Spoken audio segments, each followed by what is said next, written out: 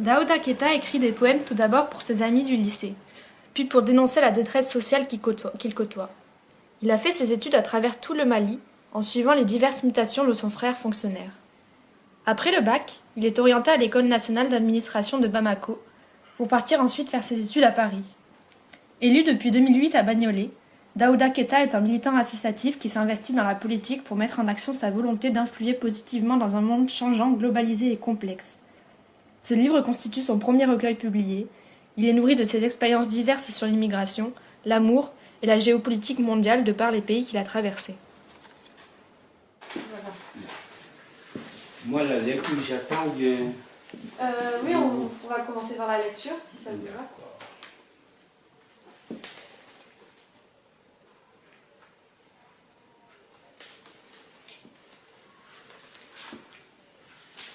Quand vous voulez. Opium. Amour de la passion.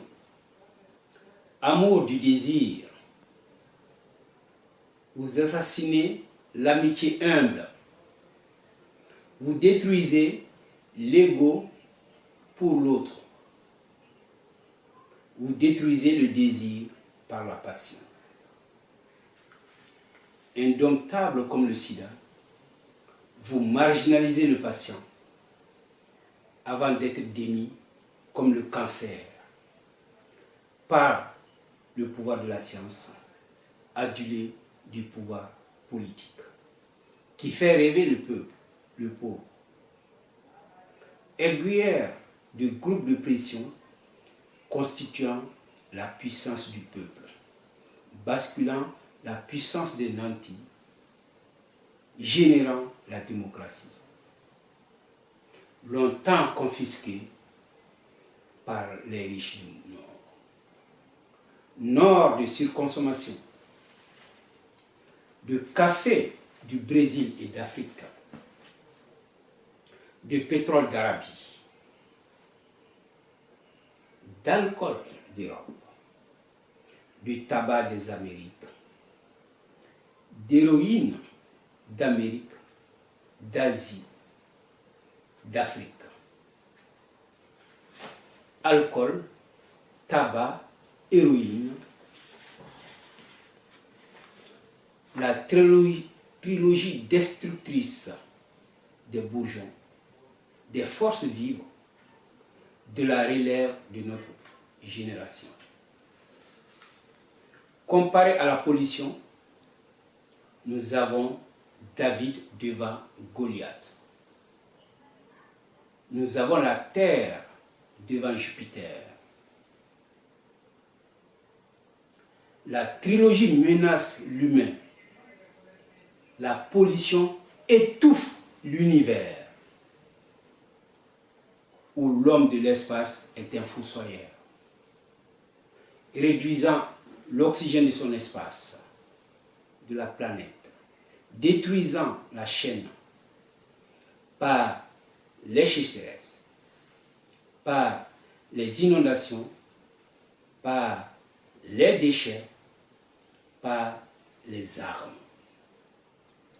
Cette haine induite par l'amour du progrès, par le désir de la richesse, par la passion de la puissance, est l'opium universel.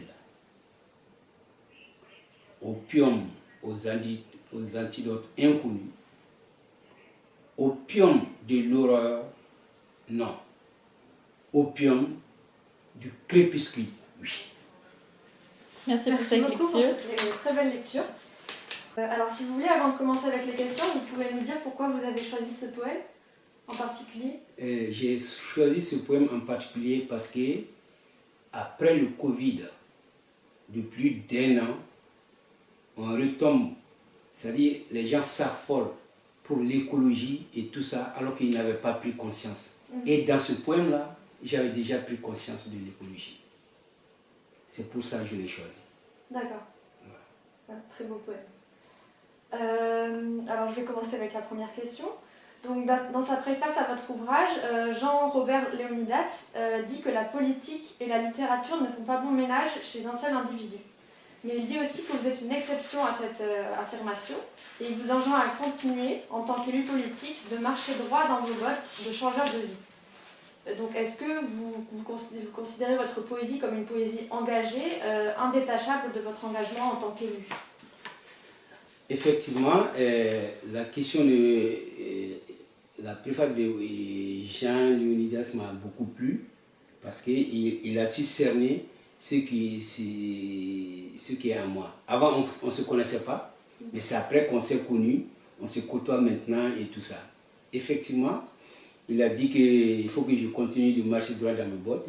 J'ai continué à marcher droit dans mes bottes. Donc j'ai été réélu en 2020 aussi. Et je suis toujours dans la politique.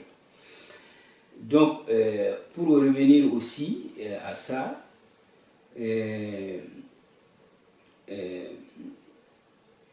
le Marguerite Yourcenar qu'il cite là, j'ai lu son roman plusieurs fois et sur l'empereur Adrien. Effectivement, lui c'était un poète, un écrivain et tout ça, et il a voulu transformer le monde parce que dans l'histoire même, quand on regarde, c'est l'un des empereurs les plus humains que les Romains ont connu et tout. Donc là aussi, son histoire, ça m'inspire beaucoup. Parce que la politique, c'est essayer vraiment de rendre le monde plus agréable à tout le monde.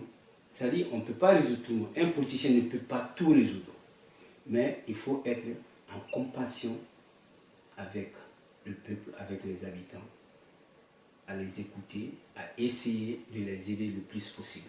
Et c'est ce qui est le quotidien de tous les politiques locaux. Merci beaucoup. Merci beaucoup. Ensuite, alors votre recueil, avec ces 7 parties, donc que je cite, immigration, ville et travail, amour, géopolitique, culture, violence et misère, et enfin souvenir, me fait beaucoup penser aux Fleurs du mal de Baudelaire, à la fois dans sa composition, mais aussi dans sa portée observatrice et critique de la société qui entoure le poète. Est-ce que vous êtes d'accord avec cette observation et est-ce que pour vous, cet ouvrage est une sorte de tableau de votre monde fragmenté en plusieurs sous-parties, de votre monde de poète? Je suis d'accord. Vous avez bien lu et bien compris. C'est ma vision du monde, de ce que j'ai vécu, de ce que j'ai côtoyé dans mon entourage et de ma réflexion sur le monde. D'accord. C'est ça. D'accord. Et vous avez été influencé un peu par Baudelaire ou pas particulièrement?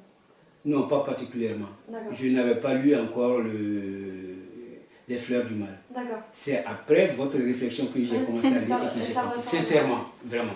D'accord. Et vous Voilà. aviez dit aussi dans votre ouvrage que vous étiez très influencé par Lamartine et Hugo notamment. Je suis influencé vraiment par Lamartine, que j'adore beaucoup, Victor Hugo, par Léopold Sédar Senghor et Aimé Césaire. Ah oui. Ces 4-là, j'ai lu beaucoup, presque tous leurs ouvrages, j'ai fait toute leur biographie et tout, et je les connais. Vous avez été particulièrement sensible à leurs œuvres. À leurs œuvres et tout ça, ouais. À leur engagement aussi. À leur engagement, et c'est des engagés politiques aussi. Oui, bien sûr. Voilà. Alors je vais vous poser mes questions également. Donc, dans la partie intitulée Culture, on trouve de nombreuses références à différentes cultures et la mention de l'expression notamment Cultive ta culture, ainsi que l'injonction Cultivons notre culture ensemble.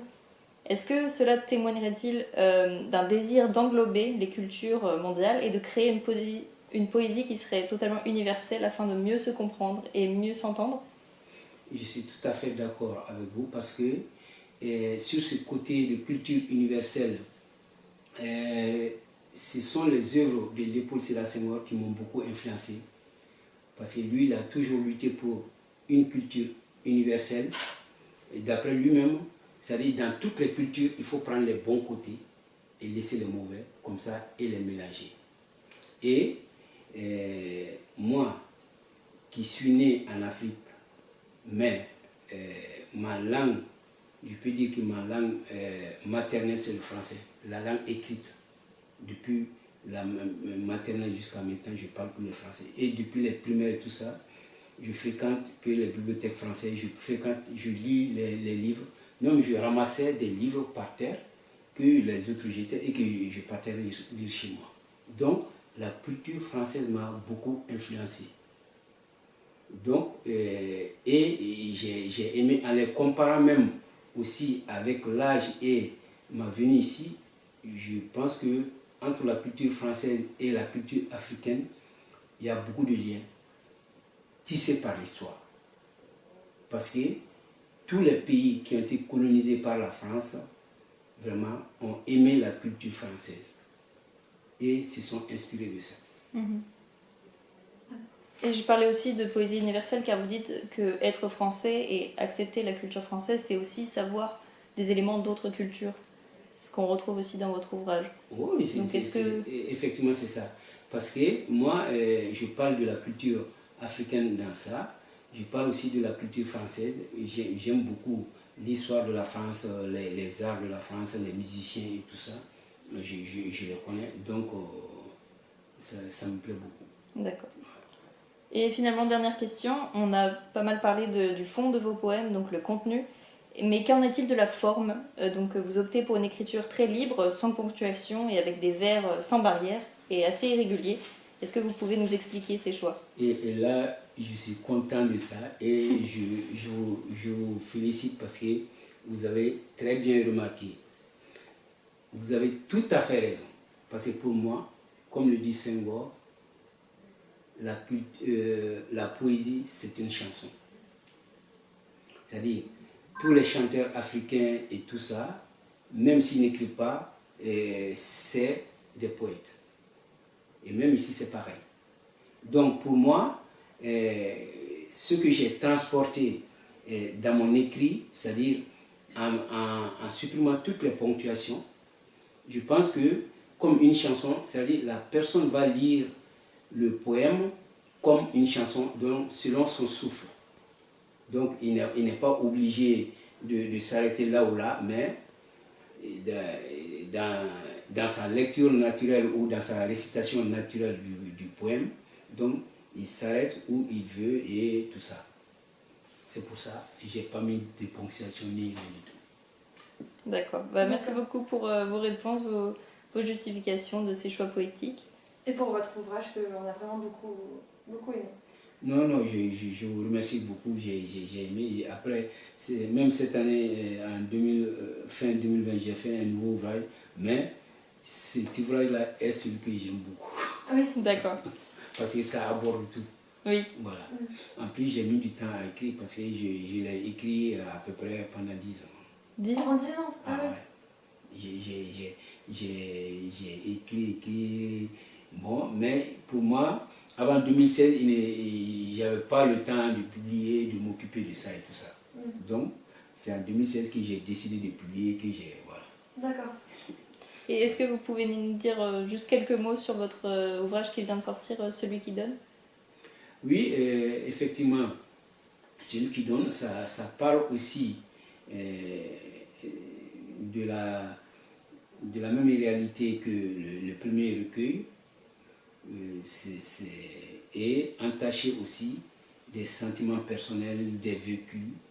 Et vraiment, comme on dit, la poésie, c'est le vécu. Il y a des choses qu'on exprime, qu'on voit et tout, mais quand on les exprime dans la poésie, les autres vont comprendre quoi.